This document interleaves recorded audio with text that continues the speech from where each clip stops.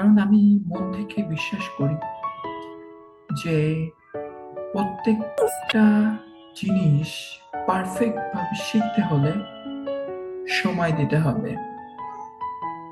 যদি সময় না দেওয়া হয় তাহলে কখনো কোনো জিনিস পারফেক্ট ভাবে শেখা যায় না। এজন্য আমি আমার স্টুডেন্টদেরকে সবসময় একটা বিষয় বলে থাকি যে তোমরা বেশি থেকে বেশি চর্চা করো। কারণ প্রভার্বসে লেখা আছে, practice makes a man perfect. আপনি যদি প্রচুর পরিমাণে প্র্যাকটিস না করেন, আপনি কখনো ভালো স্কোর করতে পারবেন না। আপনারা দেখতে পাচ্ছেন আমার আইএলটিএস ব্যাড স্কোর 8.5 এবং সেলটা এবং ডেল্টা দুটোই কমপ্লিট করা। তারপরেও আমি কেন এত বেশি পড়াশোনা করি?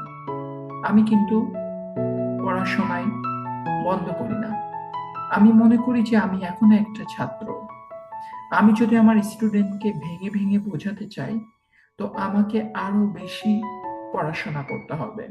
আমি যত বেশি পড়াশোনা করব, আমি তত আমার স্টুডেন্টদেরকে ভালোভাবে শেখাতে পারবো।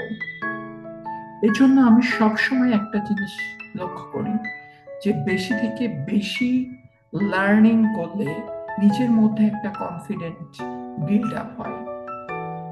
আর এর দ্বারা আমি আমার স্টুডেন্টদেরকে খুব ভালোভাবে শেখাতে পারবো।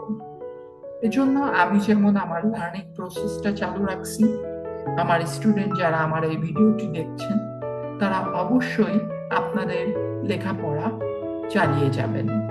মনে রাখবেন, একটা ভালো শিক্ষক হতে হলে বা একজন ভালো ছাত্র হতে হলে আপনাকে সব সময় পড়াশোনা করতে হবে।